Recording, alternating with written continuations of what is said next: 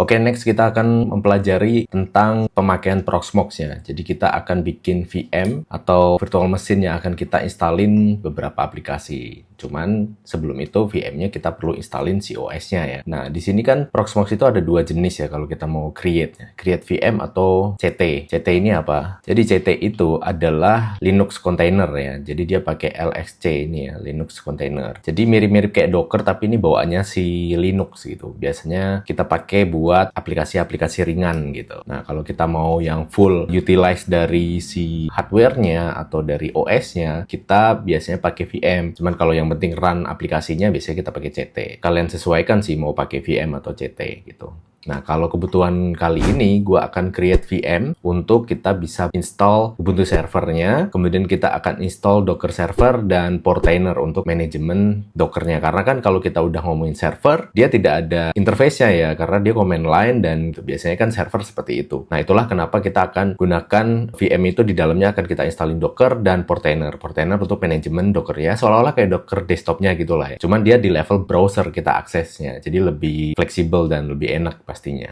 Oke, gue juga barusan update spek yang di VM Proxmox-nya ya, VMware di Proxmox-nya. Gue update nih soketnya menjadi 1, CPU-nya 1, kemudian core-nya gue bikin 4 gitu. Nah, apa bedanya CPU dan core kalau di settingan VMware? Jadi CPU itu adalah jumlah berapa CPU fisiknya. Seolah-olah fisiknya punya ada berapa CPU gitu. Karena ada server, satu hardware itu, satu perangkat keras itu ada 2 CPU gitu. Ada 2-3 CPU gitu. Nah, itu kalau kita simulasikan multiple CPU gitu. Cuman kalau kalian pakai hardware real, nah, settingan itu nggak perlu kalian pikirin karena otomatis ya. Nah, ini gue set 1 aja biar lebih simple, tapi core-nya gue update jadi 4. Jadi biar lebih leluasa kita mau assign berapa core tiap aplikasinya atau tiap VM-nya nanti ya. Oke, nah ini kan udah terupdate ya, 4 core, 1 CPU. Oke, nah kita akan create VM pertama kita. Nah, sebelum kita create VM, kita akan upload ISO Ubuntu server yang kita udah download kemarin ke dalam local storage. Jadi ini ada storage-nya yang kita udah update kemarin ya, jadi 64 GB ya. Nah, kita akan upload ISO image dari si Ubuntu servernya. Nah, di sini kan ada ISO ya. Nah, di sini kita klik ISO images. Nah, di sini ada pilihan download URL atau upload ya. Nah, sebenarnya Proxmox juga bisa langsung download direct ya. Nah, kita tinggal masukin URL-nya untuk di-download kalau misalkan kita punya direct URL. Kemudian kita bisa namain filenya nanti langsung download ke Homelab server kita. Nah, cuman karena case-nya kita udah download terpisah ya, jadi kita tinggal upload aja ya. Kita klik upload.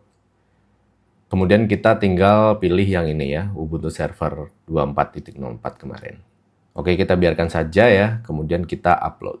Nah, kecepatan upload ini juga tergantung dari koneksi jaringan LAN kalian ya. Jadi ini tidak pakai internet, jadi ini pure dari koneksi LAN kalian. Nah, cuman kalau kalian pakai WiFi itu agak lemot pastinya, karena kan jaringan nirkabel jauh lebih pelan. Nah, ini gue pakai WiFi ya, jadi makanya dia agak lambat. Cuman kalau gue pakai LAN, harusnya dia lebih cepat. Nah, ini tas oke, berarti udah kelar ya. Kita close aja, kita cek. Nah, ini udah ada ya file ISO-nya. Oke, kita kembali ke PVE di sini. Kita bisa create VM melalui tombol ini atau kita bisa klik kanan di sini ya. Terserah kalian lewat sini atau sini. Nah, biasanya gue sukanya lewat sini, klik kanan, create VM. Nah, di sini kita node-nya ini apa ya? Node-nya itu adalah si servernya. Kalau misalnya kita punya multiple server, nanti biasanya akan muncul di sini. Karena kita punya satu, makanya ini satu. VM ID ini biasanya buat ID-nya, kayak sequence number-nya. Nah, kalian bisa kasih number berapa, nah, gue default aja. Nah, di sini gue akan namain Docker server gitu ya. Nah, oke, kita lanjut ke OS-nya. Nah, di sini kita akan pilih ISO filenya ya. Nah, ini yang tadi kita upload. Oke, sudah. Nah, ini tipenya ini otomatis ya, dia Linux ya. Ini kernelnya biarin aja ya. Kita ke sistem. Nah, di sini yang perlu kita lakukan adalah tidak ada. Kita next aja. Nah, di sini yang akan kita set adalah storage-nya. Nah, ini kenapa belum ada? Karena kita belum set permission dari si storage ini untuk kita pakai sebagai media penyimpanan dari VM. Nah, ini kita close dulu. Nah, kita balik ke data center. Kemudian di storage. Nah, ini kita double klik atau edit ini ya untuk si lokalnya ini. Nah, di sini konten kita ubah menjadi ini ya, this image sama container. Container nanti kalau misalkan kita mau bikin CT bisa. This image ini untuk kita pakai buat VM ya. Jadi kita aktifin aja buat nanti in case kedepannya kita mau bikin container. Oke, kemudian kita klik OK. Nah, sudah. Nah, kita baru create VM lagi sesuai dengan step yang tadi kita bikin ya. Docker server. Oke, OS-nya pilih ISO yang ini, kemudian next ke disk. Nah, seperti yang kalian lihat sekarang dia sudah available ya. Nah, di sini juga dikasih tahu available space-nya berapa dengan total capacity yang berapa. Nah, ini kita bisa set berapa storage yang kita mau ya.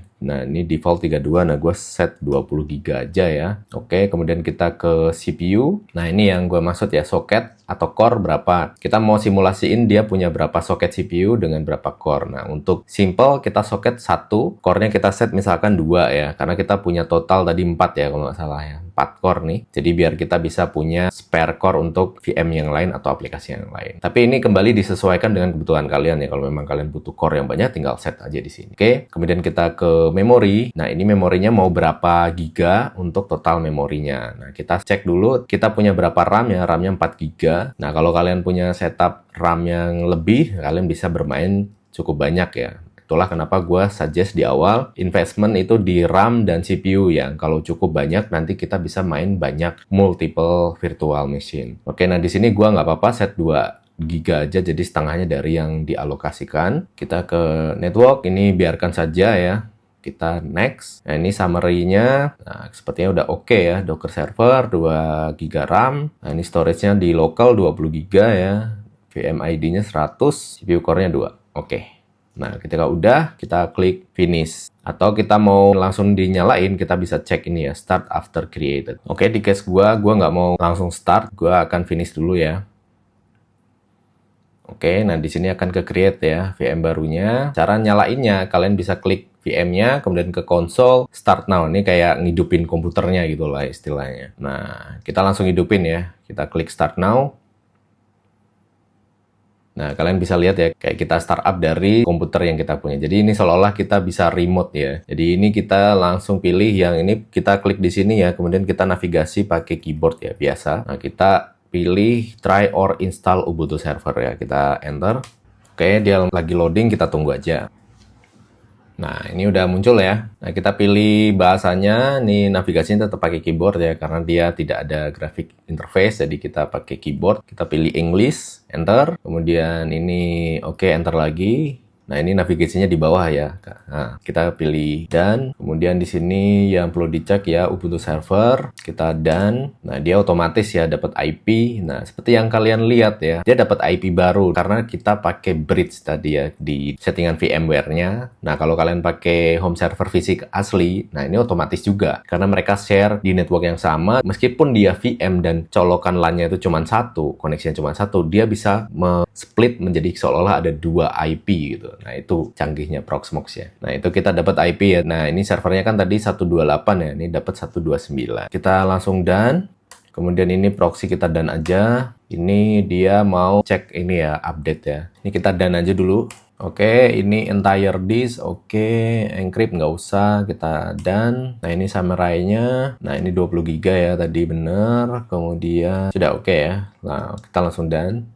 Select continue below will install progress. Nah, ini kasih konfirmasi dia akan langsung mulai instalasi ya kalau kita udah sesuai gitu. Kita continue. Nah, ini masukkan password dan user yang akan kita mau bikin ya. Misalkan gua kasih usernya adalah docker server. Oke, name-nya docker server juga. Docker server. Oke, passwordnya. Oke, terus done ya. Oke, ini Ubuntu Pro nggak usah skip for now ya. Kita continue. Nah, ini kalian jangan skip yang ini ya. Install OpenSSH server ini gunanya kita biar bisa nge-remote si VM ini di luar dari Proxmox gitu. Makanya kita perlu install ini. Kalau kita nggak pakai ini, ketika kita mau konsol, kita harus ke sini dan ke konsol gitu. Kalau misalkan kita nggak mau pakai browser kan kita bisa pakai terminal. Nah, itu kita harus install ini. Nah, ini kita aktifkan dengan cara space ya. Tekan tombol spasi, ini langsung done aja. Oke, ini beberapa aplikasi features yang tambahan. Kalian mau install atau enggak? Nih di sini juga ada Docker. Cuman gua nggak mau aktifin dari sini. Kita akan install manual dari komen ya setelah si servernya ini sudah up and running ya. Kita akan tunjukkan cara install melalui komen. Tapi kalau kalian mau langsung dari sini juga bisa. Cuman gua nggak prefer ya. Oke, kita tinggal done di sini. Oke, nah ini sudah mulai ya installing system ya. Di sini udah progress. Nah, ini udah progress. Kita tinggal tunggu sampai selesai aja. Nah, ini udah selesai ya, installation complete. Nah, kita tinggal ke reboot now ya. Kita ke bawah, reboot now, enter. Nah, dia akan restart ya. Kita tunggu. Oke, nah dia ada error ya, failed unmount CD-ROM ya. Jadi seolah-olah kita masih memasukkan CD-ROM-nya karena ISO-nya masih di situ. Nah, gimana caranya kita mau remove? Kita ke VM-nya, kemudian kita ke hardware, dan di sini ada ini ya, CD atau DVD drive. Nah, kita double klik. Nah, di sini don't use any media. Jadi kita seolah-olah eject dari si ISO-nya ya. Kita klik OK, kita kembali ke konsol, dan kita tekan enter ya. Nah, dia lanjut lagi. Oke, ini sepertinya udah selesai ya, sudah selesai booting. Ini bootingnya kita enter, sudah muncul ya login. Kita masukkan usernya ya, tadi adalah Docker server, passwordnya masukkan, boom, kita udah masuk. Nah, ini udah berhasil ya untuk kita install si Docker VM-nya. Nah, coba kita summary dulu ya, kita cek. Nah, bener 2 CPU, memorinya 2 GB, betul. Storage-nya ya 20 GB, betul ya. Nah, ini udah running ya, ini statusnya udah running gitu. Nah, kalau misalkan kita mau matikan, nge-shutdown atau merestart, nah navigasinya ada di sini ya. Ini ada shutdown, reboot, pause, dan lain-lain. Cuman gua nggak merekomendasikan untuk dilakukan melalui dari sini, karena bisa jadi aplikasi atau VM-nya masih mengerjakan sesuatu, nanti kena override ya di sini. Nanti mungkin ada data hilang atau apa. Jadi gua selalu sarankan untuk bisa men-shutdown atau melakukan restart dan lain-lain itu melalui komennya si dalam VM-nya. Jadi biar mereka udah selesai bekerja, kemudian mereka langsung melanjutkan operasi yang diperlukan, entah itu shutdown atau restart. Oke, nah next-nya apa? Next-nya kita akan coba nge-remote Docker servernya ini dari SSH client ya, entah itu pakai terminal atau entah pakai tools yang sangat kece yang dari gua akan tunjukkan nanti ya. Nah, kita coba pakai terminal dulu ya untuk remote ini ya. Kita coba apakah bisa connect apa enggak. Oke, di sini gua pakai WAP terminal atau kalian pakai terminal bawaannya Mac juga bisa. Nah, jadi sekarang kita mau connect ke sana gimana caranya? Kalau kalian pakai Windows dulu kan pakai putih ya kalau nggak salah. Nggak tahu sekarang masih ada pakai putih atau enggak. Kalau di Mac itu gampang karena udah integrate di terminalnya. Di Linux juga sama. Jadi kita tinggal SSH, nama usernya Docker server. Ini gua gedein dulu ya. Docker server, add alamat IP-nya 192.168.0.129. Kita enter. Nah, ini yes. Nah, masukkan passwordnya si user Docker server tadi. Kita sudah berhasil login di sini. Jadi kalau misalkan kita nggak mau pakai ini, kita bisa pakai ini ya untuk nge-remote si servernya. Misalkan kita tes dulu ya, misalkan apt get update. Nah, access denied, kita sudo apt update. Masukkan passwordnya, jalan tuh, ya kan? Jadi kita sudah berhasil connect ke sini ya. Next, kalau misalkan kalian mau connect yang lebih canggih lagi, kalian bisa pakai ini ya, Termius.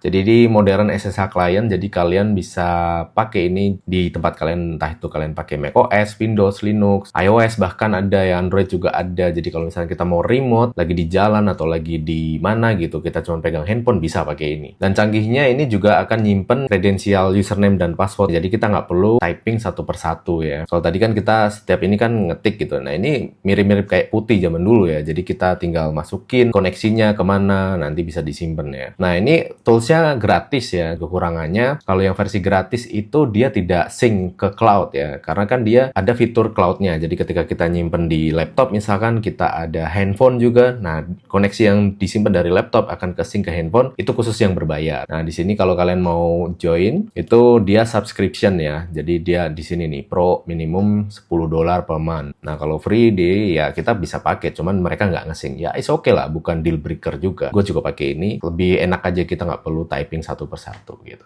Oke?